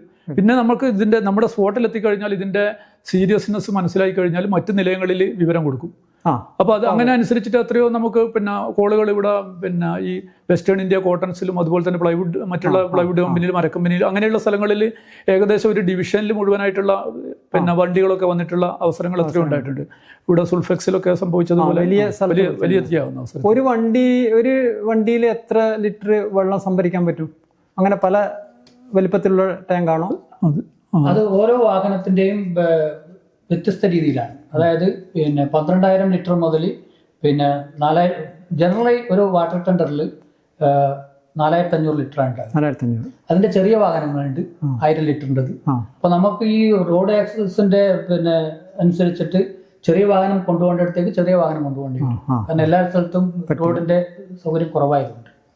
അങ്ങനെ ഈ ചില സ്ഥലത്തെല്ലാം വെള്ളം തീർന്നു പോയല്ലോ, അപ്പോൾ എന്താ ചെയ്യും? അങ്ങനെയുള്ള അനുഭവങ്ങൾ ഉണ്ടായിട്ടുണ്ടാവില്ലേ? അങ്ങനെ തീർന്നാലും തീ കത്തിക്കൊണ്ടിരിക്കുമല്ലോ. അത് തീ കത്തിക്കൊണ്ടിരിക്കുന്നതാണെങ്കിൽ ഈ സ്പോട്ടിലെത്തിയിട്ടുള്ള ഓഫീസർ അതിന്റെ ഗൗരവം മനസ്സിലാക്കിയിട്ട് അപ്പാടന്നെ മെസ്സേജ് പാസ് ചെയ്യും മറ്റ് സ്റ്റേഷനുകളിലേക്ക്. പിന്നെ ഈ പറഞ്ഞ പോലെ തന്നെ ഈ പിന്നെ കല്യാശ്ശേരിയൊക്കെ ടാങ്കർ ദുരന്തം ഉണ്ടായ അവസരത്തിൽ പിന്നെ ഒരു 18 മണിക്കൂറോളം വർക്ക് ചെയ്തതാണ്. അപ്പോൾ അങ്ങനെയുള്ള അവസരത്തിൽ നമ്മുടെ പല സ്റ്റേഷനുകളിലുള്ള പോർട്ടബിൾ പമ്പ് ഏതെങ്കിലും ജലാശയത്തിൽ, അത് പിന്നെ കുളമോ അല്ലെങ്കിൽ കായൽ, പുഴ അങ്ങനെയുള്ള സ്ഥലങ്ങളിൽ സെറ്റ് ചെയ്തിട്ട് അതിൽ നിന്ന് വെള്ളം പമ്പ് ചെയ്തിട്ട് ഓരോ വാഹനങ്ങളിലേക്ക് വിടും. നിങ്ങളുടെ പമ്പ് തന്നെ? നമ്മുടെ പമ്പ് തന്നെ, നമ്മുടെ സ്റ്റേഷനിലുള്ളതിന് എല്ലാ വാഹനങ്ങളിലും അങ്ങനെ അത്തരത്തിലുള്ള പോർട്ടബിൾ പമ്പുണ്ട്. അതിൽ ഈ വാട്ടർ ലോറിയിലുള്ള പോർട്ടബിൾ പമ്പ് സെറ്റ് ചെയ്തിട്ട് വെള്ളം നിരന്തരം പമ്പ് ചെയ്യും. അപ്പോൾ പമ്പ് ചെയ്തിട്ട് ഓരോ വണ്ടി നിറയുന്നതിന് അനുസരിച്ചിട്ട് ഇങ്ങനെ സ്പോട്ടിലേക്ക് പോയിക്കൊണ്ടിരിക്കും. അത് കഴിയുന്നതിന് വീണ്ടും അവിടത്തേക്ക് വരും. അങ്ങനെ 2 or 3 ഈ ഇത് പോർട്ടബിൾ പമ്പ് സെറ്റ് ചെയ്തിട്ടുണ്ട് വെള്ളം പമ്പ് ചെയ്തിട്ടുള്ള അത്രയോ അവസരങ്ങൾ ഉണ്ടായിട്ടുണ്ട്. ഇത്രയും തയ്യാറെടുപ്പുകളെല്ലാം കൂടിയാണ് ഇവർ വരുന്നത്, ചില സ്പോട്ടുകളിൽ പിന്നെ ഈ തീപിടിച്ച ഫാക്ടറിയോ അല്ലെങ്കിൽ സ്ഥാപനത്തിന്റെ അടുത്ത് തന്നെ പുഴ അല്ലെങ്കിൽ അരുവിയൊക്കെ ഉണ്ടാവും. അപ്പൊ അവിടെ നമുക്ക് ഡയറക്റ്റ് ഈ സ്പോട്ടിലേക്ക് പമ്പ് ചെയ്യാനുള്ള സൗകര്യം ഉണ്ടാവും. ഈ തീ കെടുത്തുമ്പോൾ ഒരു വലിയ ഷോപ്പ് തീ പിടിച്ചു കഴിഞ്ഞാൽ, വീട് തീ പിടിച്ചു കഴിഞ്ഞാൽ നിങ്ങൾ ആദ്യം ചെയ്യുന്നത് ആ പുറമെ കത്തുന്നത് ഇതാക്കുക എന്നുള്ളതാണോ, അതല്ല ഈ കൂടുതൽ സ്ഥലത്തേക്ക് പടരാതിരിക്കാൻ ഉള്ളിലുള്ള ഇത് രക്ഷപ്പെടുത്താൻ നോക്കുകയാണോ? എങ്ങനെയാണ് അതിൻ്റെ ഒരു രീതി? അതായത് തീ കത്തിയതിനെ നമ്മൾ ലേക്ക് വെള്ളം പമ്പ് ചെയ്തുകൊണ്ട് കാര്യമില്ല, കാരണം അത് കത്തി കഴിഞ്ഞു. അപ്പൊ നമ്മൾ കൂടുതൽ സ്ഥലത്തേക്ക് വ്യാപിക്കാതിരിക്കാനുള്ള നടപടികളാണ് നോക്കുക. അപ്പൊ അങ്ങോട്ടേക്ക് തീ പടരാതിരിക്കാൻ അതിന്റെ കൂടെ തന്നെ ഈ മറ്റേ തീയും കൂടി അണക്കേണ്ടതുണ്ട്. പക്ഷെ എന്നാലും ആദ്യ പരിഗണന കൊടുക്കുന്നത് മറ്റു വസ്തുവകളിലേക്ക്, അതായത് തീ കൂടുതൽ വ്യാപിക്കാതിരിക്കാനുള്ള സംവിധാനങ്ങൾ നോക്കുകയാണ്. അപ്പൊ ഇങ്ങനെയുള്ള സമയത്ത്, ഇങ്ങനെയൊക്കെ ചെയ്യുന്ന സമയത്ത് അവിടെ വെള്ളം അടിക്കുക ഇവിടെ അടിക്കുക എന്നൊക്കെയുള്ള അഭിപ്രായങ്ങൾ പുറമേ മാസിന്റെ അടുത്ത് വന്നിട്ടുണ്ടാവില്ല? അങ്ങനെ കാരണം കാണുന്ന നമ്മളെ സംബന്ധിച്ചിട്ട് നിങ്ങൾ ഈ തീ കത്തുന്നെടുക്കുക വെള്ളം അടിക്കുന്നില്ല. ഇപ്പം നമ്മുടെ ഒരു ഷോപ്പുകളിൽ ഇങ്ങനെ ലൈനായിട്ടുള്ള ഷോപ്പുകളിൽ ഇങ്ങനെ കത്തുകയാണെങ്കിൽ അത് ഓരോ ആൾക്കും അയാൾക്ക് അവരുടേതായിട്ടുള്ള പ്രോപ്പർട്ടി ഉണ്ടാവും. അപ്പോൾ അങ്ങനെ നിങ്ങൾ ഇപ്പുറം വന്നിട്ട് സെറ്റ് ചെയ്യും. അപ്പോൾ നമ്മുടെ കാര്യക്ഷമമായിട്ടുള്ള ഓഫീസർ അതിൻ്റെ രീതിയിൽ പറഞ്ഞിട്ട് എവിടെയാണ് പിന്നെ മുഴുവനായിട്ട് കാര്യങ്ങൾ നോക്കിക്കൊണ്ട് പിന്നെ എവിടെയാണത് ഏറ്റവും പ്രധാനമായിട്ട് ചെയ്യേണ്ടതെന്നുള്ള രീതിയിൽ അവിടെ വെള്ളം പിന്നെ പമ്പ് ചെയ്യിക്കുകയും അങ്ങനെ. അല്ല, ഇങ്ങനെ ഒരു തീയെല്ലാം ഉണ്ടായി കഴിഞ്ഞാൽ എങ്ങനെയാണ് ഇത് ചെയ്യേണ്ടതെന്നുള്ള കൃത്യമായ ഗൈഡൻസിൽ നിങ്ങൾക്ക് ഉണ്ടാവും. അതിനനുസരിച്ചിട്ടാണല്ലോ നിങ്ങൾ ഈ പറയുന്നത് പോലെ അല്ല, ആദ്യം പടരാതിരിക്കണം എന്നുള്ളത് നിങ്ങളുടെ ഇതിൽ പെടുന്നത്. അപ്പൊ വേറൊന്ന്, ഈ ഫയർ ഓഫീസുകൾ, അഗ്നിരക്ഷാസേനയുടെ ഓഫീസുകൾ പല ഏരിയയിലുണ്ടല്ലോ. ഉദാഹരണത്തിന് ഇപ്പം മയ്യിൽ എന്ന് പറയുന്ന സ്ഥലത്ത് തളിപ്പറമ്പിന്റെ കീഴിലല്ലേ വരുന്നത്? കണ്ണൂരുണ്ട്, മട്ടന്നൂരൊക്കെ ഉണ്ട്. മയ്യിൽ ഒരു തീപിടുത്തം ഉണ്ടായാലും, കണ്ണൂരുണ്ടായാലും, കോഴിക്കോട് ഉണ്ടായാലും, തിരുവനന്തപുരത്ത് ഉണ്ടായാലും എല്ലാം വിളിക്കുന്നത് 101 എന്നുള്ള നമ്പറിലല്ലേ? അതെങ്ങനെയാണ് ഈ മയ്യിലെ വിളിച്ചാലും തിരുവനന്തപുരത്ത് വിളിച്ചാലും, ഇപ്പൊ മയ്യിൽ നിന്ന് തീ പിടിച്ചു കഴിഞ്ഞാൽ 101 വിളിച്ചാൽ അത് തളിപ്പറമ്പിലേക്ക് തന്നെയാണോ പോവുക? അല്ല, അത് പിന്നെ തളിപ്പറമ്പിൽ എത്തിക്കുന്നതാണോ ആ കോള്? അല്ല, അത് പിന്നെ കുറേ നമ്മുടെ പിന്നെ നിലയങ്ങളിൽ നിന്ന് ഈ BSNL മറ്റുള്ള കമ്പനികളുമായി പിന്നെ ബന്ധപ്പെട്ടിട്ട് ഈ പിന്നെ അതാത് ലൊക്കാലിറ്റിയിൽ അതാത് സ്റ്റേഷനുകളിലേക്ക് തന്നെ പോകണം എന്നുള്ള തരത്തിലുള്ള നിർദ്ദേശങ്ങളും അതിൻ്റെ അപേക്ഷകളൊക്കെ സമർപ്പിച്ചിട്ടുണ്ട്. എന്നിരുന്നാലും ഇപ്പം പല പിന്നെ കമ്പനികളുടെ കാര്യത്തിൽ നോക്കിക്കഴിഞ്ഞാൽ പല സ്ഥലങ്ങളിലേക്കും കോള് വരാറുണ്ട്. ഇപ്പം പിന്നെ തളിപ്പറമ്പിലേക്ക് പോകേണ്ട കോള് കണ്ണൂരോ മട്ടന്നൂരോ ഒക്കെ ആയിട്ട് പോകുന്ന ആ അവസ്ഥ ഉണ്ടാകാറുണ്ട്. അപ്പോൾ അങ്ങനെയുള്ളതാണെങ്കിൽ പെട്ടെന്ന് തന്നെ ഇവരുടെ നമ്പർ വാങ്ങുകയും ആ നമ്പർ ഈ പറഞ്ഞ ഏത് സ്റ്റേഷനിലാണോ കൊടുക്കേണ്ടത് അവിടത്തേക്ക് പാസ് ചെയ്യും. അപ്പോൾ ഉടൻ തന്നെ അവിടുന്ന് ആ നമ്പറിലേക്ക് വിളിക്കും. പിന്നെ അവർ നിങ്ങളെ ഫോൺ കട്ട് ചെയ്യാൻ പാടില്ല, ഇപ്പം നിങ്ങളെ തിരിച്ചു വിളിക്കും, ഇന്ന നിലയത്തിൽ നിങ്ങളുടെ അടുത്തുള്ള നിലയത്തിൽ നിന്ന് ഇവിടത്തേക്ക് വിളിക്കും. അപ്പോൾ അത് നിങ്ങൾ പിന്നെ ഫോൺ കട്ട് ചെയ്യാതെ നിങ്ങൾ കയ്യിൽ തന്നെ പിടിക്കും. അപ്പോൾ പെട്ടെന്ന് തന്നെ ഇവിടെ പാസ് ചെയ്യും, അവർ തിരിച്ചു വിളിക്കും. അപ്പോൾ അങ്ങനെ കൺഫേം ആക്കിയിട്ട് വ്യക്തമായിട്ടുള്ള ഒരു ആശയം കിട്ടിയിട്ട് സ്പോട്ടിലേക്ക് എത്തി. അല്ലെങ്കിൽ ഓട്ടോമാറ്റിക് ആയിട്ട് അതാത് സ്ഥലത്ത് പോകുമല്ലേ? ഓരോ സ്റ്റേഷനും അതിൻ്റെ ഒരു ടേൺ ഔട്ട് ഏരിയ, പ്രവർത്തന പരിധിയുണ്ട്. അപ്പോൾ ഈ അപൂർവം ചിലപ്പോഴാണ് ഈ കോള് മാറി വേറെ സ്ഥലത്തേക്ക് പോകുന്നത്. അങ്ങനെ പോയാലും യാതൊരു കാരണവശാലും പിന്നെ ആ കോൾ സർവീസ് കിട്ടാതിരിക്കില്ല. കാരണം ആ കോള് തിരിച്ച് ഏത് സ്റ്റേഷന്റെ പരിധിയിൽ വരുന്ന അവിടത്തേക്ക്. അതല്ലെങ്കിൽ ഓട്ടോമാറ്റിക് ആയിട്ട് ഇപ്പൊ നമ്മൾ മയ്യിൽ നിന്ന് വിളിച്ചാൽ തളിപ്പറമ്പിൽ തന്നെ അത് പോകും അല്ലേ? അങ്ങനെയുള്ള സംവിധാനം വേറെ രീതിയിലുള്ള ലൈൻ പ്രശ്നങ്ങളൊന്നും അങ്ങനെ അതിന്റെ സംവിധാനം അത് ഓട്ടോമാറ്റിക് ആയിട്ട് വരുന്നത് ഈ പോലീസിന്റെ 112 എന്നുള്ള പറയുന്ന നമ്പറിലേക്ക് കോള് പോകാറുണ്ട്. അങ്ങനെയാകുമ്പോൾ പോലീസ് കൺട്രോൾ റൂമിൽ നിന്ന് നമ്മളെ വിളിച്ചറിയിക്കുന്നുണ്ട്. അങ്ങനെ നമ്മൾ കൈകാര്യം ചെയ്യുന്നുണ്ട്. നിങ്ങൾ രണ്ടുപേരുടെയും ഇപ്പം കുറെ പേഴ്സണൽ ആയിട്ടുള്ള കുറച്ച് കാര്യങ്ങൾ കൂടി ചോദിക്കാണ്ട്. അതിന് മുമ്പ് ഒന്നുകൂടി ചോദിക്കട്ടെ, ഇതിൽ ഈ അഗ്നിരക്ഷാസേനയിലെ റിക്രൂട്ട്മെന്റ് എങ്ങനെയാണ്? കുറെ ആളുകൾ ഇപ്പോൾ താല്പര്യം ഉണ്ടാവില്ല. PSC പരീക്ഷ എന്തായാലും എഴുതണം. അതിനുശേഷമുള്ള നടപടിക്രമങ്ങൾ എന്തൊക്കെയാണത്? PSC പരീക്ഷ കഴിഞ്ഞതിന് ശേഷം അതിൻ്റെ പിന്നെ എത്ര ആളുകളെ ഏകദേശം ഒരു പിന്നെ കട്ട് ഓഫ് മാർക്ക് കഴിഞ്ഞിട്ടുള്ള ആളുകളെ ലിസ്റ്റ് ഇടുന്നു. അടിസ്ഥാന യോഗ്യത +2 ആണ്. അപ്പോൾ അത് കഴിഞ്ഞിട്ട് പിന്നെ ഇതിൽ ലിസ്റ്റ് വന്നു കഴിഞ്ഞാൽ പിന്നെയുള്ളത് ഫിസിക്കൽ ടെസ്റ്റാണ്. ഫിസിക്കൽ ടെസ്റ്റും പിന്നെ ഫിസിക്കൽ ടെസ്റ്റിൽ എന്ന് പറയുന്നത് എന്തൊക്കെയാണ്? 8 ഐറ്റംസ് ആണ്. ഒന്ന് 100 മീറ്റർ, 100 മീറ്റർ, അതുപോലെ തന്നെ പിന്നെ 100 മീറ്റർ ഓട്ടം. 100 മീറ്റർ ഓട്ടം. ഇത് 12 സെക്കൻഡ് ആണെന്ന് തോന്നുന്നത്. അപ്പോൾ പിന്നെ 100 മീറ്റർ ഓട്ടം, അതുപോലെ തന്നെ പിന്നെ ഷോർട്ട് പുട്ട്, പിന്നെ ഹൈ ജമ്പ്, ലോങ് ജമ്പ്, പിന്നെ പുഷപ്പ്, പിന്നെ റോപ്പ് ക്ലൈംബിങ്, അതുപോലെ 8 ഐറ്റംസ്. അത് 8 പാസ്സാണ്. 8 വേണ്ട, 8ൽ 5 എണ്ണം പാസ്. 5 എണ്ണം ആയാൽ ഫിസിക്കൽ ടെസ്റ്റിൽ വിജയിച്ചു. പിന്നെ റാങ്ക് ലിസ്റ്റ് വന്നിട്ട് കയറും. അതിനുശേഷം ഫിസിക്കൽ ടെസ്റ്റ് അതിന് മുന്നേ നമ്മുടെ വെയിറ്റ്, ഹൈറ്റ്, ഇതിൽ സാധാരണ ലാസ്റ്റിലുള്ള ഒരു 1500 മീറ്റർ കൂടിയുണ്ട് ഇതിൽ. എട്ടാമത്തെ ഐറ്റം 1500. അപ്പോൾ ഇതിൽ 8 ഐറ്റംസിൽ 5 എണ്ണം പാസ്സായി കഴിഞ്ഞാൽ സെലക്ഷനായി. ഈ സെലക്ട് ചെയ്താൽ നിങ്ങൾ ഇപ്പം ചെയ്യുന്ന ഇതിനൊക്കെയുള്ള ട്രെയിനിങ് അവിടുന്ന് ഡിപ്പാർട്ട്മെന്റ് തരും. അതെ, ഇതൊന്നും പരിചയമില്ലാത്തവരായിരിക്കുമല്ലോ പോകുന്നത്. അതിന്റെ ട്രെയിനിങ്ങും കാര്യങ്ങളെല്ലാം കിട്ടിക്കഴിഞ്ഞിട്ട് പിന്നെ നിങ്ങളുടെ അനുഭവത്തിൽ നിന്നും കൂടിയുള്ള ഇതിലാണ് ഇതൊക്കെ ചെയ്യുന്നത് അല്ലേ? നമ്മളൊക്കെ സർവീസിൽ വരുന്ന സമയത്ത് ഏതെങ്കിലും സ്റ്റേഷൻ അറ്റാച്ച് ചെയ്തിട്ടാണ് ഇങ്ങനെ ട്രെയിനിങ് ഒക്കെ നൽകിയിരുന്നത്. അപ്പോൾ നമ്മളൊക്കെ കാസർഗോഡ്, കണ്ണൂർ, വടകര അങ്ങനെയുള്ള. പക്ഷെ ഇപ്പം അതിന് നമുക്ക് വിയ്യൂര് അക്കാഡമി തന്നെ ഉണ്ട്. പിന്നെ അവിടെ പിന്നെ ട്രെയിനിങ് സെന്റർ ആണ്. അത് കഴിഞ്ഞതിന് ശേഷം പോസ്റ്റ് ചെയ്യും. അത് കഴിഞ്ഞതിന് ശേഷം അവിടെ 6 മാസത്തെ ബേസിക് ആയിട്ടുള്ള ട്രെയിനിങ് ആണ്. 6 മാസം ബേസിക് ട്രെയിനിങ് സാധാരണ പോലീസിനൊക്കെ കൊടുക്കുന്ന പിന്നെ ഫിസിക്കൽ എല്ലാ ഇതും, പിന്നെ പരേഡുമായിട്ട് ബന്ധപ്പെട്ടതും, പിന്നെ മറ്റേ ഫിസിക്കലായിട്ട് ബന്ധപ്പെട്ട എല്ലാ കാര്യങ്ങളും. അത് കഴിഞ്ഞിട്ട് പിന്നെ 6 മാസത്തേക്ക് സ്റ്റേഷൻ അറ്റാച്ച്മെന്റ് ആയിട്ട് സ്റ്റേഷനിൽ വെച്ച് നമ്മൾ ഓരോ കോൾ അറ്റൻഡ് ചെയ്യുന്നതിന്റെ രീതികളും ഒക്കെ മനസ്സിലാക്കാൻ പറ്റും. എക്യുപ്മെന്റിനെ പറ്റിയിട്ടുള്ള പഠനവും പരിശീലനവും. അപ്പോൾ ഇതിൽ കുറെ പേര് ടെക്നിക്കലി ക്വാളിഫൈഡ് ആയിട്ടുള്ള ആൾക്കാരുണ്ടാവും. അപ്പോൾ അവർക്കൊക്കെ ഇത് കുറച്ചും കൂടി എളുപ്പമായിരിക്കും. മറ്റൊന്ന് ചോദിക്കാനുള്ളത്, ഈ പല സ്ഥലത്ത് പണ്ട് നമ്മൾ ഈ ഓലപ്പുര ടാക്കേസിലൊക്കെ ഇരിക്കുമ്പോൾ മുന്നിൽ കുറച്ച് ബക്കറ്റിൽ ചുവന്ന പെയിന്റ് അടിച്ചിട്ട് ഫയർ എന്നൊക്കെ എഴുതി പൂഴിയൊക്കെ ഇട്ടിട്ട് വെച്ചിട്ടാണ്. ഇപ്പോഴും അത് കാണുന്നില്ല, പകരം ചെറിയ കുറ്റി കാണാം. അത് ഈ ഫയർ തീ പിടിച്ചാൽ അവിടുന്ന് തന്നെ ചെയ്യേണ്ട എന്തെങ്കിലും ആണോ, എങ്ങനെയാണ്? ഇത് ഫയർ ബക്കറ്റാണ് പഴയ കാലങ്ങളിൽ ഉപയോഗിക്കുന്നത്. അതിൽ വെള്ളം ഉണ്ടാവാൻ, അല്ലെങ്കിൽ ഈ നനച്ച പൂഴി ഉണ്ടാവും. അപ്പം അങ്ങനെ അത് എന്ന് പറയുന്നത് ഫസ്റ്റിൽ തന്നെ ചെയ്യാനേ പറ്റുമല്ലോ. അത് സ്റ്റാർട്ടിങ്ങിൽ ഫസ്റ്റ് എയ്ഡ് എന്നാണ് പറയുന്നത്. ഫയർ ഫൈറ്റിങ്ങിലുള്ള ഫസ്റ്റ് എയ്ഡ് ആണ് ഈ പറഞ്ഞിട്ടുള്ള എക്സ്റ്റിംഗ്വിഷർ ആയാലും അല്ലെങ്കിൽ ഫയർ ബക്കറ്റ് ആയാലും ഫയർ വാട്ടർ ഇങ്ങനെയുള്ള സംഗതികളൊക്കെ ഇപ്പം നമ്മൾ കാണുന്ന. അതെ, ഇപ്പം ഈ കുറ്റിയാണ്, ചുവന്ന കുറ്റിയാണ് എക്സ്റ്റിംഗ്വിഷർ എന്ന് പറയുന്നത്. അപ്പോൾ ആ എക്സ്റ്റിംഗ്വിഷർ എന്ന് പറയുന്നത് അതിന് പകരം പഴയ കാലഘട്ടങ്ങളിലാണ് ഈ പറഞ്ഞിട്ടുള്ള ഫയർ ബക്കറ്റ് ഒക്കെ ഉപയോഗിച്ചിരുന്നത്. ഫയർ ജാക്കറ്റ്, ഫയർ ബക്കറ്റ് ഒക്കെ ഉപയോഗിച്ചിരുന്നത് പഴയ കാലഘട്ടത്തിൽ. എക്സ്റ്റിംഗ്വിഷറാണ് ഇപ്പോൾ എല്ലാ സ്ഥലത്തും. ഇപ്പം നമ്മളൊരു ടാക്കീസിൽ പോയാൽ, അല്ലെങ്കിൽ വലിയൊരു ഹാളിൽ പോയാൽ, അല്ലെങ്കിൽ വലിയ കമ്പനികളിൽ പോയാൽ, പിന്നെ ഹൈ റൈസ് ബിൽഡിങ്ങിൽ നിർബന്ധമാണ്. അപ്പോൾ ഇതെന്ന് പറയാം അതിന്റെ എങ്ങനെയാണ് പ്രവർത്തിപ്പിക്കേണ്ടത്? അതിന്റെ എക്സ്റ്റിംഗ്വിഷർ എന്ന് പറയുന്നത് അതിൽ സാധാരണ എല്ലാ തരത്തിലുള്ള തീ കെടുത്തുന്നതിന് ആവശ്യമായിട്ടുള്ള പിന്നെ വെള്ളം ആണ് ആദ്യ കാലഘട്ടങ്ങളിൽ കൂടുതലായിട്ടുണ്ടായിട്ടുള്ളത്. വെള്ളവും അതിൽ പ്രഷർ നിറച്ചിട്ട് ഈ പിന്നെ ഇതിന് ഏതെങ്കിലും തരത്തിൽ ഇത് പിന്നെ ഓപ്പറേറ്റ് ചെയ്തിട്ട് പിന്നെ വെള്ളം പുറത്തേക്ക് വരുന്ന തരത്തിലുള്ള അതാണ്. പിന്നെ അത് കഴിഞ്ഞിട്ട് ചിലത് ഫോം ഉണ്ടാവും. ഈ പറഞ്ഞിട്ടുള്ള ലിക്വിഡ് ഫയർ എന്ന് പറയുന്ന ഈ ദ്രാവക രൂപത്തിലുള്ള ഫയറുകൾ, പെട്രോളിയം ഉൽപ്പന്നങ്ങൾ, പെയിന്റ്, വാർണിഷ് അങ്ങനെയുള്ള സാധനങ്ങളിലൊക്കെ തീ പിടിച്ചു കഴിഞ്ഞാൽ നമുക്ക് പിന്നെ ഈ പറഞ്ഞ തണുപ്പിച്ചിട്ട് ഇതാക്കാൻ പറ്റില്ല. വെള്ളം ഒഴിച്ചിട്ട് ചെയ്യാൻ പറ്റില്ല. വെള്ളം ഒഴിക്കുമ്പോൾ അതങ്ങോട്ട് സാന്ദ്രത കൂടുതലായതുകൊണ്ട് അങ്ങോട്ട് താണു പോകും. അപ്പോൾ എന്താണ്, ഓക്സിജനുമായിട്ടുള്ള ബന്ധം വിടാൻ വേണ്ടിയിട്ട് ഫോം അടിക്കും. ഫോം എന്ന് പറയുന്നത് നമ്മൾ സോപ്പിന്റെ പത പോലെയുള്ള, പക്ഷെ അതിനേക്കാളും കൂടുതൽ നിലനിൽക്കുന്ന വലിയ തരത്തിലുള്ള കുമിളകൾ ഉണ്ടാകുന്ന ഫോം ഉപയോഗിച്ചുകൊണ്ട് ഇതിനെ കവർ ചെയ്യുന്നത്. അപ്പോൾ അങ്ങനെ ഈ ഫോം ഉള്ളതുണ്ട്, പിന്നെ വെള്ളമുള്ളതുണ്ട്.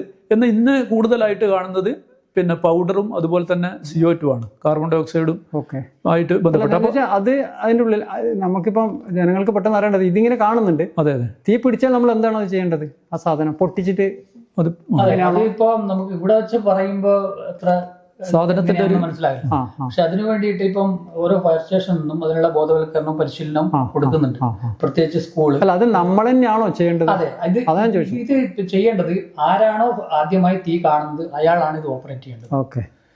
പിന്നെ ഇത് പറഞ്ഞു ഫസ്റ്റ് എയ്ഡ് എന്നുള്ള നിലക്കാണ്. അതിന്റെ തീയുടെ ആരംഭ ദശയിൽ പ്രയോഗിച്ചാൽ ഇതുകൊണ്ട് കാര്യമുണ്ട്. അതിന് മുന്നേ തന്നെ കോൾ പോയിട്ടുണ്ടാവും. ഇത് ഉപയോഗിക്കുമ്പോൾ തന്നെ അത് ബന്ധപ്പെട്ട സാധാരണ ഫസ്റ്റ് എയ്ഡ് ചെയ്യുന്ന പോലെ ഈ സ്റ്റേഷനിൽ നിന്ന് പിന്നെ വാഹനവും ക്രൂവും വരുന്ന വരെയുള്ള അപ്പോൾ അത്രയും അധികം തീ വ്യാപിക്കാൻ ചാൻസ് ഉണ്ട്. അപ്പൊ അത് ഒഴിവാക്കാൻ വേണ്ടി അത് നിർബന്ധമാണ് അല്ലേ? തീർച്ചയായിട്ടും എല്ലാ ഈ കെട്ടിടങ്ങളും ഓരോ കെട്ടിടങ്ങൾക്കും അതിന്റെ കാറ്റഗറി അനുസരിച്ചിട്ട് സജ്ജീകരണം ചെയ്യണം. അതുപോലെ ചില സ്ഥലത്ത് ഈ ഫയർ എക്സിറ്റ് എന്ന് എഴുതി കാണാലോ പല കെട്ടിടങ്ങളിലും. ഫയർ എക്സിറ്റ് എന്ന് പറയുന്നത്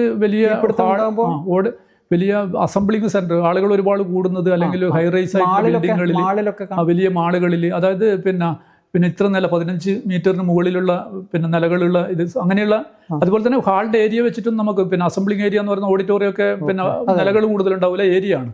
അപ്പോൾ അങ്ങനെയുള്ള സ്ഥലങ്ങളിൽ ഈ ഹൈറൈസ് ബിൽഡിംഗ് ആയി കഴിഞ്ഞാലും അതിനൊക്കെ ഫയർ എക്സിറ്റ് ഉണ്ടാവും. ഫയർ എക്സിറ്റ് എന്ന് പറയുന്നത് നമുക്ക് പിന്നെ ഒരു തടസ്സവും കൂടാതെ എന്തെങ്കിലും ഇതിൽ അപകടം സംഭവിച്ചാൽ തീ പിടിച്ചു കഴിഞ്ഞാൽ അല്ലെങ്കിൽ പുകയോ മറ്റു തരത്തിൽ ടോക്സിക് ആയിട്ടുള്ള എന്തെങ്കിലും ശ്വാസം മുട്ടുന്ന തരത്തിലുള്ള അവസ്ഥ ഉണ്ടാവും. അപ്പോൾ അങ്ങനെ ഏതെങ്കിലും തരത്തിലുള്ള അപകടാവസ്ഥ ഉണ്ടാകുന്ന അവസരത്തിൽ ഒരു തടസ്സവും കൂടാതെ പുറത്തേക്ക് നേരിട്ടിട്ട് ഇത് ഈ ബിൽഡിങ്ങിന്റെ ഔട്ട്സൈഡിലേക്ക് എത്തിപ്പെടാനുള്ള ഒരു എക്സിറ്റാണ് ഫയർ എക്സിറ്റ് എന്ന് പറയുന്നത്. അതിൻ്റെതായിട്ടുള്ള ചില എക്സിറ്റിന്റെ പിന്നെ വീതിയും കാര്യങ്ങളും എല്ലാം അതിന്റെ പ്രൊസീജിയേഴ്സ് ഉണ്ട്, ഒരുപാട് കാര്യങ്ങൾ അങ്ങനെ. അതും നേരത്തെ ഈ പറഞ്ഞതുപോലെ നമ്മൾ സാധാരണയുള്ള എക്സിറ്റ് ആയിരിക്കില്ല, നമുക്ക് സ്റ്റെയർ കേസ് കയറിയിട്ട് നമുക്ക് മേലേക്ക് പോകാൻ വേണ്ടിയിട്ട് പറ്റും. അപ്പോൾ അതിലേ കൂടി ആയിരിക്കില്ല ഇത് ഇറങ്ങിയിട്ട് നമ്മൾ ഈ ഫയർ എക്സിറ്റ് എന്ന് പറയുന്നത്. അതിന് വേറെ തന്നെ പിന്നെ ഈ അപകടം ഉണ്ടാകുന്ന അവസരത്തിൽ ഒരു തടസ്സവും അതിന് ആ മാർഗത്തിൽ എവിടെ ഉണ്ടാകാൻ വേണ്ടി പാടില്ല. പിന്നെ പുറത്തേക്ക് അത് ഓപ്പൺ ആയിട്ടുള്ള പ്ലേസിലേക്ക് എത്തിപ്പെടും. കെട്ടിടത്തിന്റെ പുറത്തേക്കായിരിക്കും അതിന്റെ ഓപ്പണിംഗ്. പിന്നെ അങ്ങനെ ഒരു സംഭവം എവിടെയെങ്കിലും ഉണ്ടായിട്ടുണ്ടെങ്കിൽ യാതൊരു കാരണവശാലും മറ്റു മാർഗങ്ങൾ ഉപയോഗിക്കാൻ പാടില്ല. ഈ ഫയർ എക്സിറ്റ് എന്ന് പറയുന്ന സ്ഥലത്തേക്ക് തന്നെ പോകാൻ വേണ്ടി. അപ്പൊ ഈ പെട്ടെന്ന് ഈ തീ ഇങ്ങനെയുള്ള തീയല്ല എന്തായാലും വെപ്രാളത്തിന് വേഗം എത്താൻ പറ്റുന്ന ഒരു മാർഗം എന്ന് പറഞ്ഞാൽ ലിഫ്റ്റ് ആണല്ലോ. ആ ലിഫ്റ്റ് ഉപയോഗിച്ചാലോ ആ സമയത്ത് തീപിടുത്തം ഉണ്ടായി കഴിഞ്ഞാൽ യാതൊരു കാരണവശാലും ലിഫ്റ്റ് ഉപയോഗിക്കാൻ പാടില്ല, ഉപയോഗിക്കരുത്. അല്ല തിരക്കിന് പെട്ടെന്ന് എത്താൻ ആളുകൾ ചിലപ്പോൾ. ഒന്നാമത്തെ അതിലെ കാര്യം, നമ്മളിപ്പോ താഴത്തെ ഏതെങ്കിലും ഒരു നിലയിലാണ് തീപിടുത്തം ഉണ്ടായിരുന്നെങ്കിൽ ഈ ലിഫ്റ്റിലേക്ക് പെട്ടെന്ന് തന്നെ പോകാം. കാരണം ഇതിന്റെ ലിഫ്റ്റ് വെൽ എന്ന് പറയുന്നത് എല്ലാ നിലയിലും ഓപ്പൺ ഓപ്പണിംഗ്. അപ്പൊ അതുകൊണ്ട് യാതൊരു കാരണവശാലും ഇത് മാത്രമല്ല വൈദ്യുതി തരാറാണെങ്കിൽ പിന്നെ ഇത് വൈദ്യുതി തകരാറ് സംഭവിക്കും. പിന്നെ ഇതിൽ കുടുങ്ങിയ ഏതെങ്കിലും തരത്തില് അതിൽ കുടുങ്ങിപ്പോയാൽ ഈ ആളെ നമുക്ക് കണ്ടുപിടിക്കാൻ ബുദ്ധിമുട്ടായിരിക്കും. ഇങ്ങനെ ആളിന്റെ ഉണ്ട് എന്നുള്ളത് ഈ രക്ഷാപ്രവർത്തകർക്ക് കണ്ടുപിടിക്കാൻ ചിലപ്പോൾ അറിഞ്ഞില്ല എന്ന് വരും. പിന്നെയുള്ളത് പിന്നെ ഫയർ ലിഫ്റ്റ് എന്ന് പറഞ്ഞിട്ട് ഫയർ ലിഫ്റ്റ്.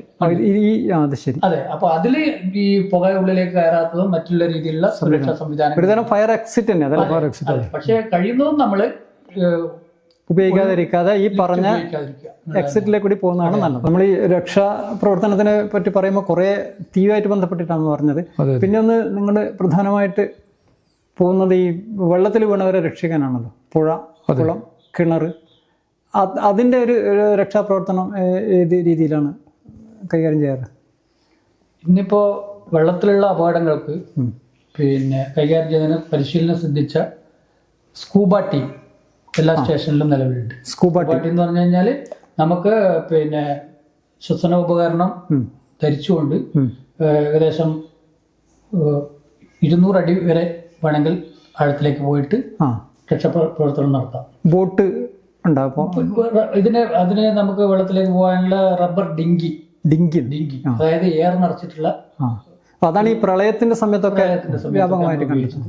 പിന്നെ ഇപ്പം കുറച്ചും കൂടി ആധുനികമായി വന്നു കഴിഞ്ഞാൽ ROV എന്ന് പറയുന്നത്, അതായത് റിമോട്ട് ഓപ്പറേറ്റഡ് വെഹിക്കിളാണ്.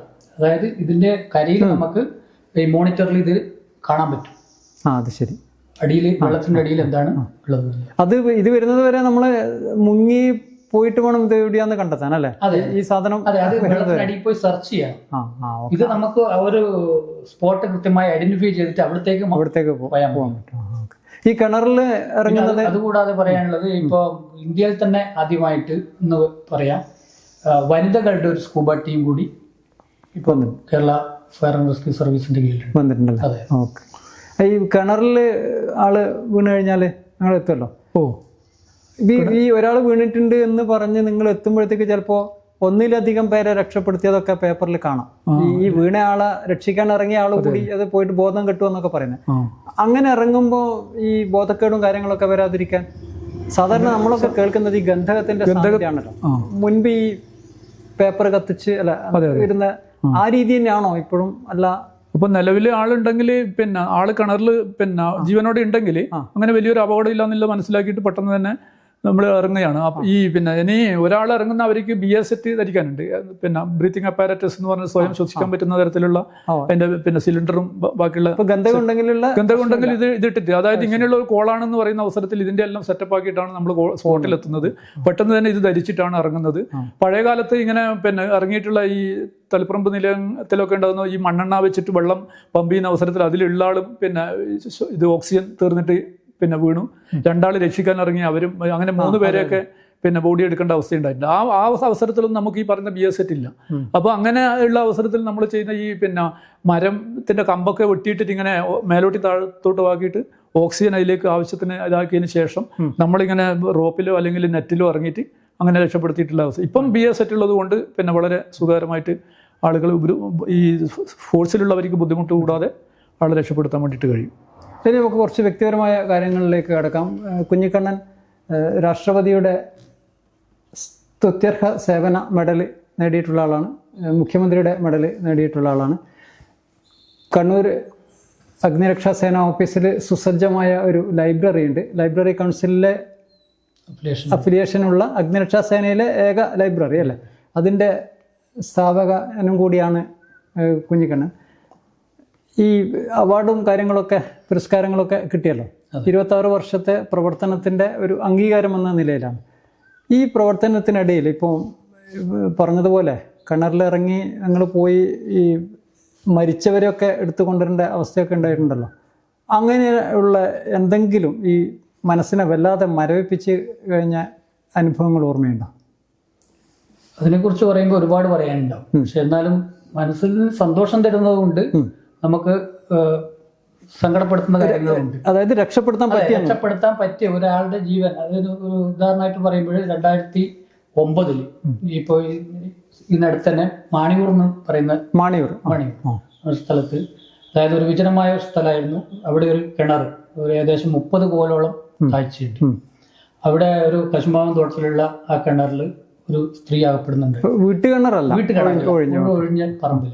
അപ്പോൾ നമുക്ക് വിവരം മെസ്സേജ് വരുന്നത് ഏകദേശം രാത്രി 9:30. കാരണം ഇവരെ കാണാത്തതിന്റെ പേരിൽ നാട്ടുകാർ തെരഞ്ഞത് പ്രകാരം ഇവിടെ സംശയം. കാരണം ഇവരുടെ ചെരുപ്പ് ഇതിന്റെ പുറത്തുണ്ട്, കിണറിന് പുറത്തുണ്ട്. ആൾമറയൊന്നും കെട്ടാത്ത കിണറാണ്. അപ്പോൾ നമ്മളവിടെ എത്തിയിട്ട് രാത്രി ആയതുകൊണ്ട് ടോർച്ചിന്റെ വെളിച്ചത്തിൽ നോക്കുമ്പോൾ ഇതിന്റെ അടിയിലൊന്നും കാണാനൊന്നുമില്ല. ഇടയിലൊന്നും ചോദിച്ചോട്ടെ, നിങ്ങൾ ഈ രാത്രിയൊക്കെ പോകുമ്പോൾ ജനറേറ്റർ സംവിധാനമൊക്കെ നിങ്ങളുടെ കയ്യിൽ തന്നെ ഉണ്ടാവും? അതെ, അതിപ്പം വലിയ രീതിയിലുള്ള ആവശ്യങ്ങൾക്ക് ഞാൻ നേരത്തെ പറഞ്ഞ എമർജൻസി സെന്ററിൽ എല്ലാവിധ ലൈറ്റിംഗ് സംവിധാനങ്ങളും ഉണ്ടാവും. പിന്നെ അല്ലാത്ത നമ്മൾ സ്പോട്ടിൽ നിന്ന് മാറിപ്പോകുന്ന ഒരു സ്ഥലത്തേക്ക് ടോർച്ച് അടിക്കുമ്പോൾ അടിയിൽ എന്തോ ഒരു അവ്യക്തമായിട്ട് കാണുന്നുണ്ട്. അങ്ങനെ നമ്മൾ വേണ്ടുന്ന സുരക്ഷ, അതായത് സംവിധാനങ്ങളുമായിട്ട് കിണറിൽ ഞാനാണ് ഇറങ്ങിയത്. ഇതെല്ലാം ഉള്ളതാ കിണറിൽ ഇറങ്ങാൻ? പടയുണ്ട്, അല്ലാതെ വേറെ ഇതൊന്നും അരഭിത്തിയൊന്നും കെട്ടാത്ത കിണറാണ്. അപ്പോൾ ഇറങ്ങി താഴെ ചെല്ലുമ്പോക്ക് ഒരു സ്ത്രീ ഈ കിണറിൻ്റെ അകത്തുണ്ട്. പ്രായം ഏകദേശം ഒരു 10-35 അടുത്തുള്ളതാണ്. വെള്ളം എന്ന് പറയാൻ ഒരു 1-1.5 അടി വെള്ളേ ഉള്ളൂ. അതിലിങ്ങനെ ഒരു പടവിനോട് ചേർന്നിട്ട് ഇങ്ങനെ കിടക്കുന്ന അവസ്ഥയിലാണ്, ചരിഞ്ഞു കിടക്കുന്നത്. ഇവരുടെ തല ഒരു ചുള്ളിക്കമ്പുണ്ടായിരുന്നു, കശുമാവിന്റെ കമ്പ് ഇതിൽ വീണിട്ടുണ്ട്, അതിലിങ്ങനെ ചാരി നിൽക്കുന്ന. അപ്പോൾ പിന്നെ പ്രത്യേകിച്ച് ശ്വാസോച്ഛ്വാസം ഒന്നുമില്ല. ഒരു ബോഡി എങ്ങനെയാണ് കൈകാര്യം ചെയ്യുന്നത് അതുപോലെയാണ് അവിടെയുള്ളത്.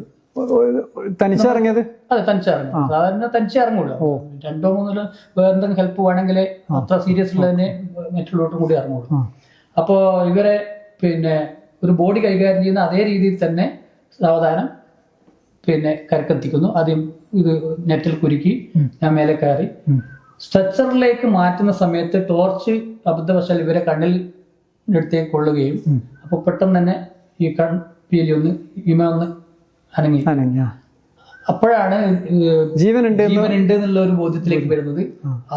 ആ സമയം തന്നെ നമ്മുടെ കൂടെ വാഹനമുള്ള ആംബുലൻസിലേക്ക് മാറ്റി AKG ആശുപത്രിയിലേക്ക് എത്തിച്ചു.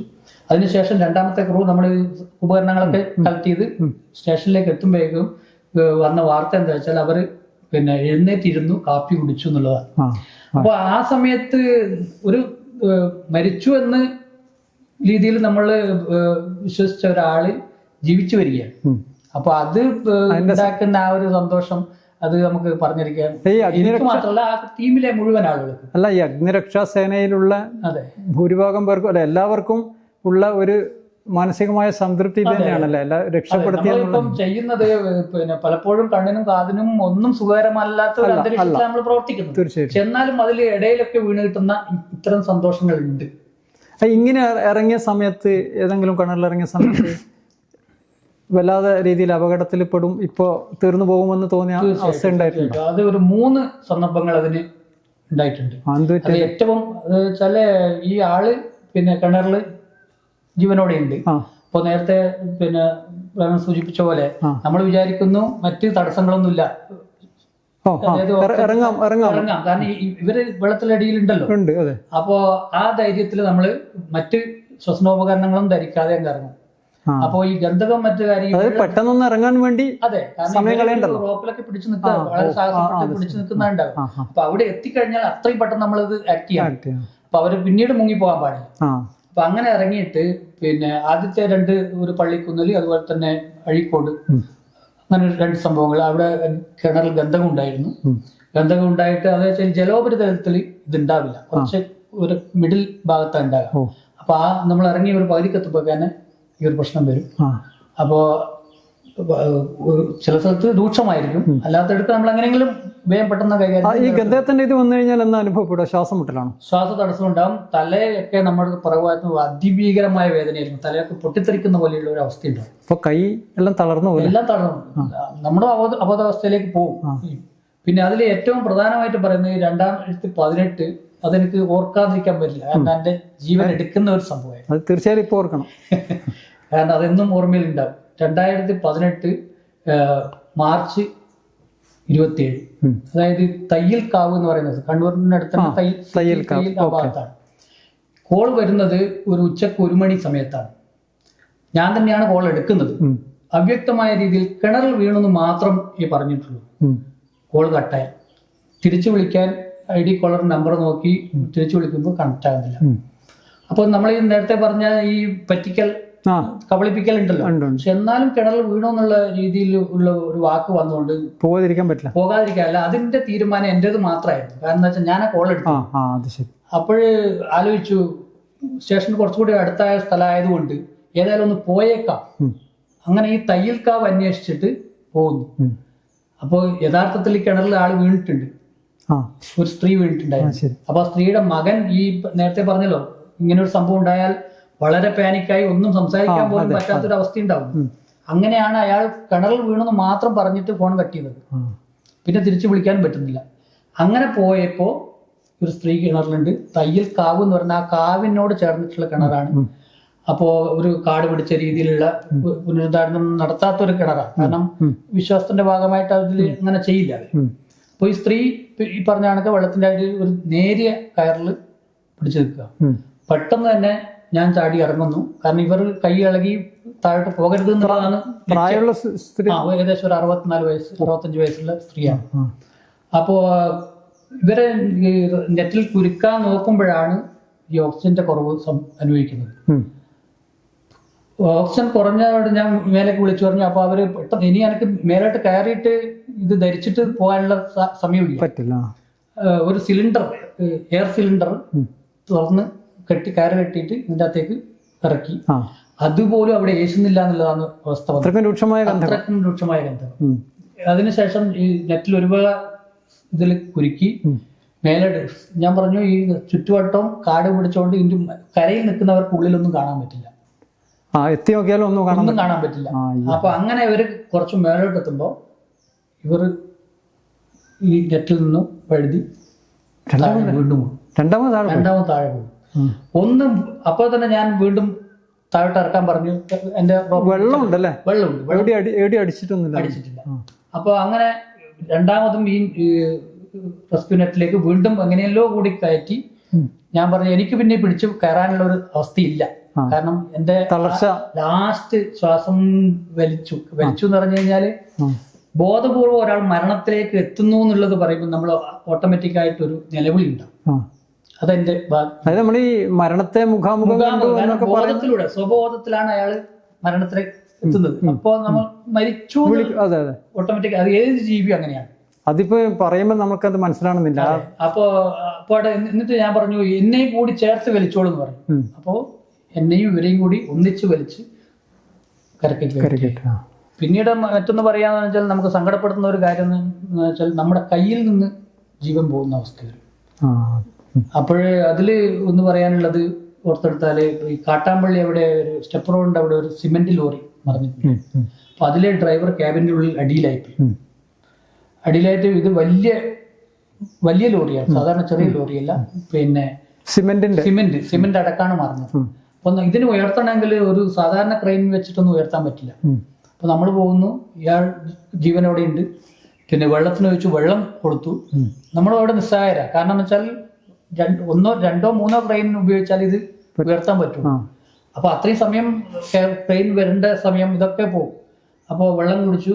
കുറച്ച് കഴിയുമ്പോൾ നമ്മുടെ കൈകളിൽ നിന്ന് തന്നെ ഒന്നും ചെയ്യാൻ പറ്റാത്ത നമ്മളവിടെ നിസ്സഹായരായി ഉള്ളതാണ്. അപ്പൊ അതിന്റെയൊക്കെ സങ്കടം.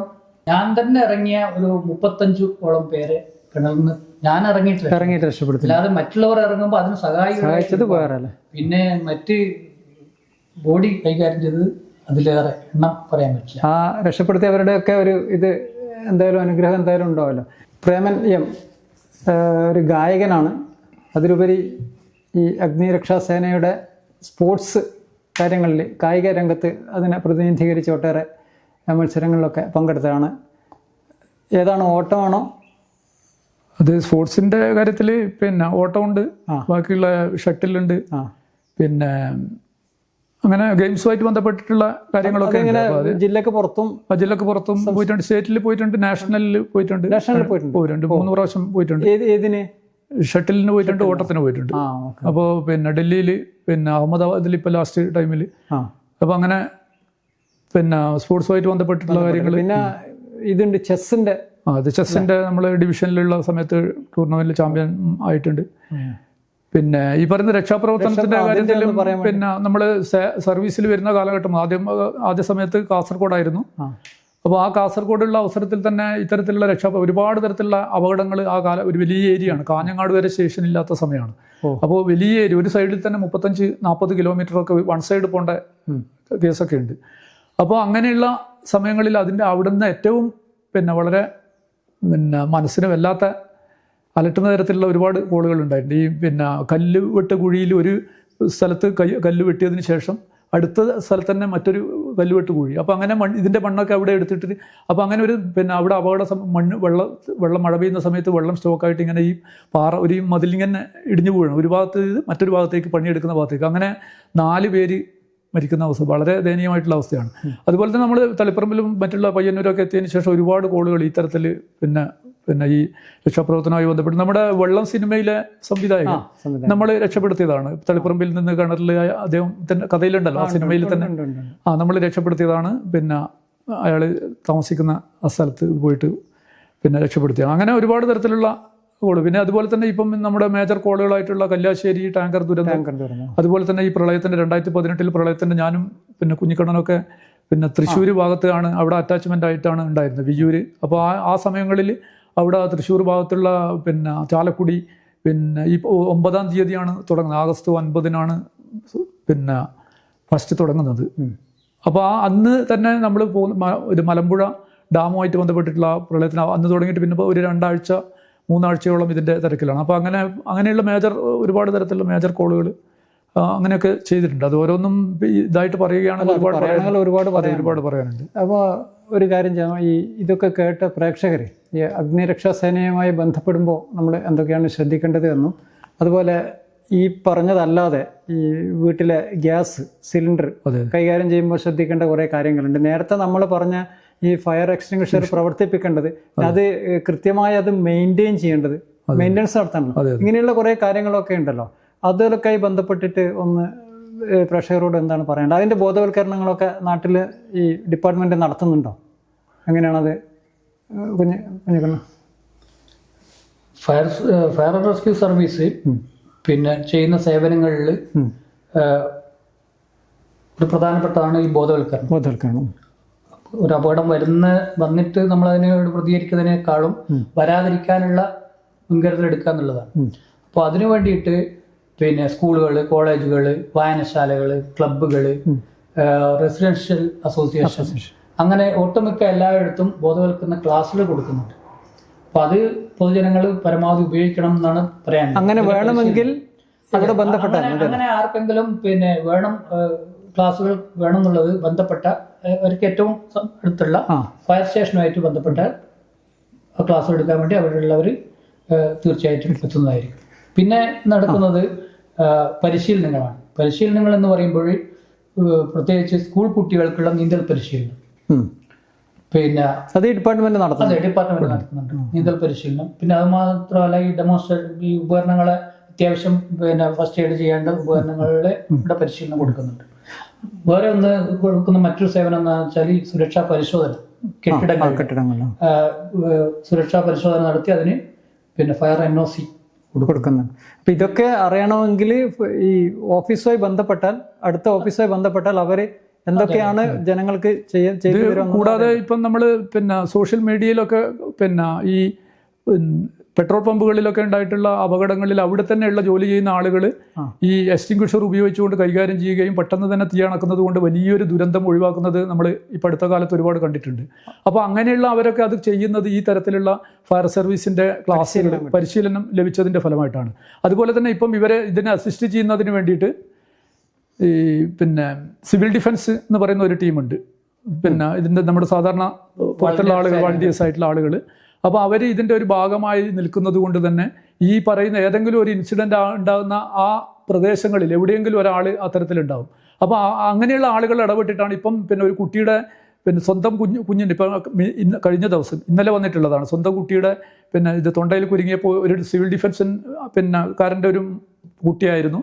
അയാൾ തന്നെ പിന്നെ ഇത് കൈകാര്യം ചെയ്തുകൊണ്ട് ദുരന്തം ഒഴിവാക്കി കുട്ടി രക്ഷപ്പെടുന്ന ഒരു അവസ്ഥ ഉണ്ടായിട്ടുണ്ട്. അപ്പോൾ അങ്ങനെ ഈ പറഞ്ഞിട്ടുള്ള നമ്മുടെ നിരന്തരം കൈകാര്യം ചെയ്യുന്ന ഗ്യാസുമായിട്ട് ബന്ധപ്പെട്ടിട്ടുള്ളത്, അല്ലെങ്കിൽ ഈ എല്ലാ പ്രദേശങ്ങളിലും കാണുന്ന ഈ പ്രധാനപ്പെട്ട സ്ഥാപനങ്ങളിലൊക്കെ കാണുന്ന എക്സ്റ്റിംഗ്വിഷർ കൈകാര്യം ചെയ്യുന്നതിനുള്ള പിന്നെ വ്യക്തമായിട്ടുള്ള ഒരു അവഗാഹം നമുക്ക് ഈ പറഞ്ഞ രീതിയിൽ ഫയർ സർവീസുമായിട്ട് ബന്ധപ്പെട്ടാൽ നല്ല ക്ലാസ്സുകൾ ലഭിക്കും.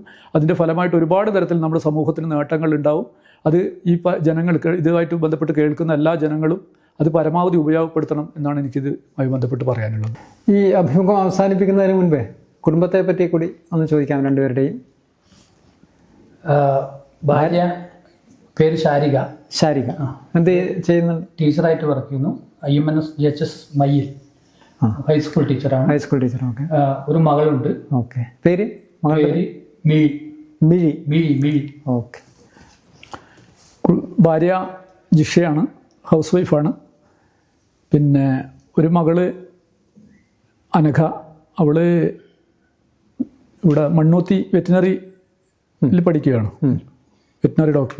അതുപോലെ തന്നെ മകനുണ്ട്, അഭയ് പ്രേം എന്നാണ്. അവൻ പയ്യന്നൂർ കോളേജിൽ മാത്സിന് ഫൈനൽ ഡിഗ്രിക്ക് പഠിക്കുകയാണ്. പ്രേമൻ ഒരു ഗായകനും കൂടിയാണ്. കരോക്കെ ഗാനമേളകളിലെ സ്ഥിരം സാന്നിധ്യമാണ് പയ്യന്നൂർ ഭാഗത്ത് പ്രത്യേകിച്ചിട്ടും. തീർച്ചയായും നമുക്ക് വേണ്ടി ഒരു 4 വരി ഇവിടെ പാടാതിരിക്കില്ല അല്ലേ? ഇത് നവരാത്രി കാലം കൂടി ആയതുകൊണ്ട് അതുമായി ബന്ധപ്പെട്ട ഒരു പാട്ട്. ബ്രഹ്മകമലം ശ്രീലകമാകിയ നാദ ബ്രഹ്മസുധാമയി വീണാധരി ശാധോദരി പാഹിമാം പരിപാഹിമാ ബ്രഹ്മകമലം ശ്രീലകമാകിയ നാദ ബ്രഹ്മസുധാമയി.